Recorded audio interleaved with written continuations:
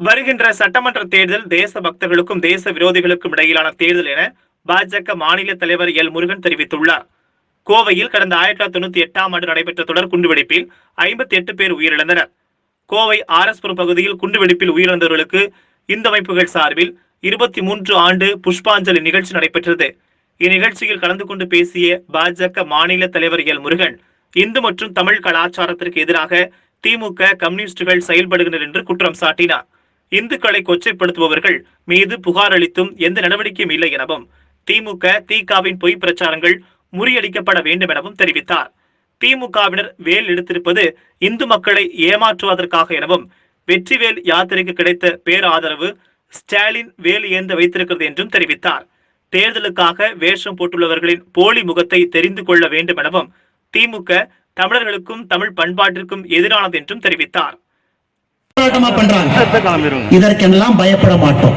கடைசியாக நம்முடைய மாநில தலைவர் அவர்கள் கூட ஒரு மனிதனின் வீட்டுக்கும் குடித நீர் வந்திருக்கும். அந்த திட்டத்தை முடிச்சிருப்போம். ஏன்னா 3 வருஷத்துல இந்தியாவில் குடித நீர் இல்லை என்று எந்த பஞ்சாயத்துல எந்த ஒரு மனிதனும் இருக்க மாட்டான்.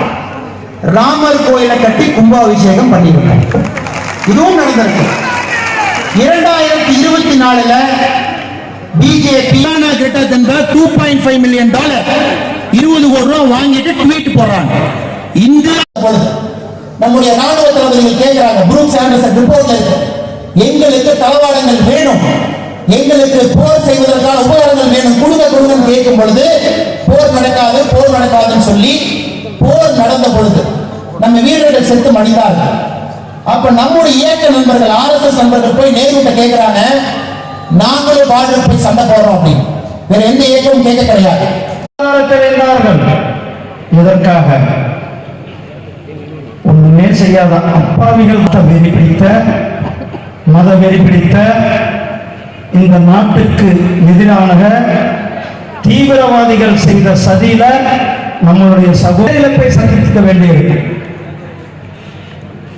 அப்படிப்பட்ட தீவிரவாதிகள் இந்த மண்ணில் செய்த அந்த கொடும் செயல் நாம் அனைவரும் மறக்க முடியாத அந்த கொடும் செயலாக இருக்கிறது. ஏன் இப்படி எல்லாம் நடந்தது? 98 கோயம்புத்தூர் குண்டுவெடிப்புக்கு முன்னாடி தொடர்ந்து நம்முடைய இந்து தலைவர்கள் கொல்லப்பட்டார்கள். அப்போதைய காவல்துறை திராவிட முன்னேற்ற கழகத்தினுடைய காவல்துறையாக இருந்தது. திராவிட முன்னேற்ற கழகத்தினுடைய ஆட்சியாக இருந்தது. திராவிட முன்னேற்ற கழகம் ஒழுங்காக அன்றைக்கு நடவடிக்கை எடுத்திருந்தால் இப்படிப்பட்ட குண்டுவெடிப்பு தடுக்கப்பட்டிருக்கும். நம்மளுடைய சகோதரர்களுடைய எண்ணுயிரை இயக்குவதும் தடுக்கப்பட்டிருக்கும். அது மட்டுமல்ல, நம்முடைய ஆடிட்டர் ரமேசன் நம்ம பள்ளி கொடுத்தோம், வெள்ளையனை பள்ளி கொடுத்தோம், அரவிந்தனை பள்ளி கொடுத்தோம், அம்பத்தூர் சுரேஷை பள்ளி கொடுத்தோம். இப்படி தொடர்ந்து ஒட்டுக்க போடுங்க.